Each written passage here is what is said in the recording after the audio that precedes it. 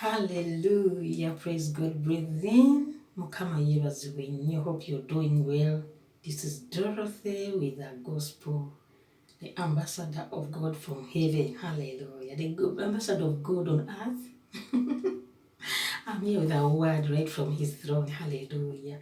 Twebaza Mukama neera olunaku leero atuwadde okubanga ndi wano mu maaso gammwe oba emabega w'omuzindalo nga nina ekigambo kye ndeese. Hallelujah. Mukama kabaka abakabaka taata osaanidde okusinzibwa, Mukama ogulumizibwa otenderezebwe. Lord, you are worthy. We thank you, King of Kings, for your goodness. We thank you for your mercies, Lord. We thank you for your compassion upon our lives. In Jesus Christ's name, we've worshipped. King of glory, Lord of lords, Mukama nga bwenze n'ekigambo kino taata nsaba Mukama kikwate ku oyo yenna yenna gwe wakitegekedde. Nsaba Mukama abantu bategeere ekigambo kyo, abantu bategeere nti nno Mukama kitange bwe twewaayo gy'oli Mukama ne tukuweereza ne tunoonya amaaso go Mukama, we shall always be doing extraordinary things. Hallelujah. Tujja kukola ebintu tujja kukola ebintu byatasoobera. Ojja kusabira abalwadde bawone, ojja kukwata ku muzibe w'amaaso awone, ojja kukwata ku mulema agolokoka atambule. Hallelujah. In fact n'obutamukwatako n'okwogera obwogezi naye nga tukoze eki, nga twewaddeyo eri Mukama, nga tunoonyeza amaaso ge, as he says in Isaiah 55 verse 6, that seek me when I'm still near. Call unto me you see me, you find me, and seek me when I'm still near, I'll be found. Hallelujah. Kugamba tunoonye Mukama era yatugamba mu Yeremiya 3:3 nti tumukowoole naye anaatuyitaba n'atulaga ebikulu ebinene n'ebyamaanyi. Hallelujah. So we just have to call unto the Lord. We have to seek him extraordinarily. Kugamba abantu balaba amaanyi. The people should see raw power. Hallelujah. Raw power ekitegeeza nti amaanyi amabisi, amaanyi agaddala Yesu gaalina. Hallelujah. Kugamba gaatukozesa ne tusobola okukola ki? Okusabira abantu ne bawuna. Abantu oli mbeera ebadde yamukyankalanako neetereera. Oli omwana yabula n'owulira nti yamaze n'afuna olubuto. Hallelujah. Omwana abadde amaze ebbanga tatambula, yaweza dde emyaka 3, 4, 2, omwana yalemera wansi, n'omusabira n'akola kinaawa. Naye nga lwaki? Kwewaayo eri Mukama. He will always use us extraordinarily. Hallelujah. So today I'm here with a word which is coming from Acts of Apostles chapter 20 verses 7 to 12. Hallelujah. Tusoma okuva mu bikolwa by'abatume essula ya mmeka ya 2 okuva ku lunyiriri olw'omusanvu okukoma ku lw'ekkumi.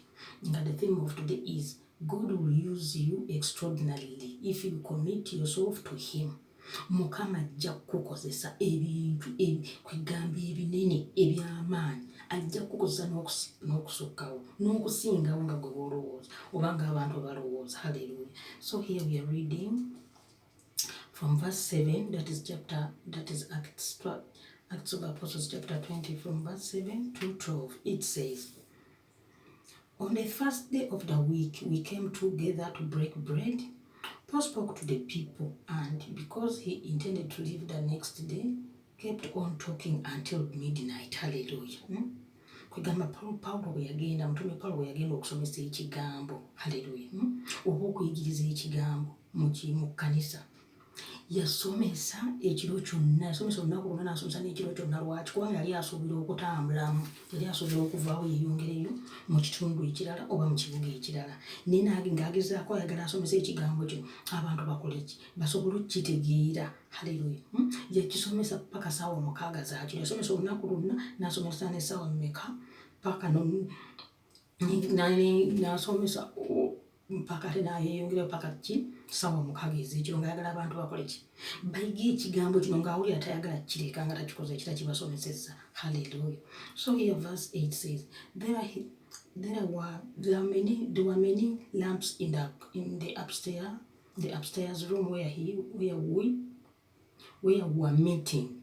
Seated in a window was a young man named Eutychus, who was sinking into a deep sleep as Paul talked on and on. When he was sound asleep, he fell to the ground from the 3rd story and was picked up dead. Hallelujah.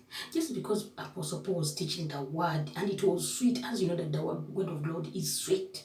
The word of God is sweet. It's sweeter than honey, as it's written in Psalm chapter 119 verse 103. The word of God is sweeter than honey. So as he taught these people, ngabo yagenda maaso ng'ayigiriza ekigambo kino. N'obaawo omuvubuka gwe bali bayita Itekas. Gamba ye nyumirwa nnyo ekigambo, ewumirwa nnyo ekigambo, ate ndosanga ne room yali ejjudde. Oba baali batudde nga wajjudde. Yeko ye n'atuula mu ddinisa. Ne munayo tulole tumutwala kubanga Pawulo yasomesa ekigambo omusana gwonna, ate n'asomesa paka okweyongerayo ekiro paka ssaawa 6. Kati olw'otulo bwe tumutwala, bwe twamutwala, n'agwa ekigwo okuva ku kalina ey'okusatu, n'agwa eri wansi. Bwe yagwa baagenda omutokako ng'afudde. Naye Pawulo yasobola omusabira, n'amukwatako n'akola ki? N'agolokoka n'adda engulu n'azuukira. Haleluya. So buli weewaayo eri Mukama atukozesa. Mujja kumubuuza nti nga weewaayo otya? Ng'osoma ekigambo, ng'osiibako, weerekezaako ennaku ezimu n'osiibako. Haleluya. Tosobola kusomesa kigambo ng'oli mu kkalo. Olina okwerekeza ennaku ezimu osiibeeko.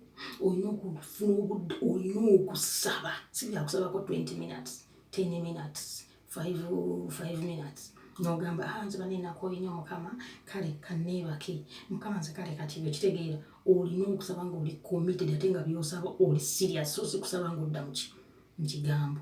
Wabula okwogerako ku nnimi. Olw'ogolokoka ekiro n'osaba tolina kwebaka kiro kyonna throughout. Hallelujah, hallelujah. So here Paul, being that he was a committed disciple of Jesus Christ, he taught the word the whole day and even up to midnight. So this Eutychus guy who fell from the window, he was able to raise him from the dead. Hallelujah. Hallelujah. Kwegamba yamuzuukiza okuva mu bafu. Okubanga yali afudde okusinziira nga bwe yagwa wansi, yali wansi. Hallelujah. So here verse 10 says, Paul went down, threw himself on the young man, and put his arms around him. Do not be alarmed, he said. He's alive. Do not be alarmed, he said. He's alive. Then he went upstairs again, broke bread, and ate. After talking until the light, he left. The people took the young man home alive and were greatly comforted. Hallelujah. They took him alive. Hallelujah. After teaching the word for that long time, when this young man fell down, yamwesuulako ku bigambo. Kitegeera nga bw'olaba nti nno Mukama bw'aba akukozesa oli kati nga bw'olaba nti no Kings, First Kings, Second Kings chapter 4, chapter 4, waliwo omukyalo omwana we yali afudde ng'omweza wa Mukama omu yali ng'agendayo. Is it Elisha? Yes, Elijah. Around there. Kwegamba yali ng'agendayo n'amusabira n'asobola okufuna omwana, ate time yatuuka omwana n'afa. Naye bwe yagenda omwana bwe yafa, omukyala teyagamba abantu nti omwana afudde. Kwegamba wabaawo ekizibu nga you don't have to announce it immediately. Hallelujah. Because whenever you announce it, also the devil takes chance. Hallelujah. N'agamba let me use this one, mutwalire ddala. Naye yasirika omuweereza wa Mukama n'agenda mu nyumba n'asanga omwana nga mumwesebasizako buli era naye n'amuweebakako. Egamba n'amugalamirako n'agezaako mumufuuwamu omukka n'adda engulu. Naye kati n'ono y'omu era yagamba he's alive, teyagamba nti naafudde nedda. Yagamba mulamu era bwe yayogera ekigambo don't be alarmed. N'agolokoka immediately. Hallelujah. N'adda engulu. So ebintu bya Mukama tolina kugenda ng'ogamba kino kyaggwamu amaanyi, guno omulimu gwafa, eno business tekyasobola kupiikinga, eno ennyumba yakoma wano takyasobola. Okitegeera tewali ffe tetulina negativity in our mouth. Tetwogera bintu bimalamu bantu maanyi. Olina kwogera kintu kiwa ssuubi, ekintu nga tolina okukkiriza. Hallelujah. So this is Paul. He did it and he prayed for the boy and he did what? He resurrected. The one who had died, the one who had lost his life because he was listening to the word, but sleep came. Hallelujah. So always we have to just understand that whenever there is any problem, you just have to have hope, believe, and act positively. Hallelujah, hallelujah. So this has been the word. Lord, we thank you. Mukama nkwebaza olw'ekigambo kino ky'otuwadde olwaleero. Nzikiriza nti Mukama kitange abo nabo n'abakiwuliriza n'abanaakiwulira bajja tegeera nti ebintu bya Mukama tulina kukozesa ki, tulina kwewaayo nnyo okusobola okuwangula, okusobola okutuukiriza ekyo kinyonyi kye tuba Mukama kye wattuma okukola. Haleluya. Mu linnya lya Mukama waffe Yesu nzikiriza nti nno abantu bajja kuba bulungi, tujja kuba bulungi era ffenna tuyize mu linnya lya Mukama waffe Yesu. Mukama abawe omukisa mbeere bulungi. Nze mbadde Dorothy Kusaasira, omubuulizi w'enjiri. Amen.